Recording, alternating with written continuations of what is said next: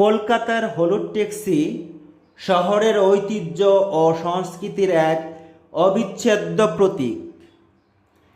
Hindustan মোটরসের ambassador গাড়ি মূলত হলুদ ট্যাক্সি হিসাবে সবচেয়ে বেশি জনপ্রিয়, যদিও আধুনিকায়ন ও দূষণবিধির কারণে ঐতিহ্যবাহী পুরনো অ্যাম্বাসেডরগুলোর সংখ্যা ধীরে ধীরে কমে আসছে।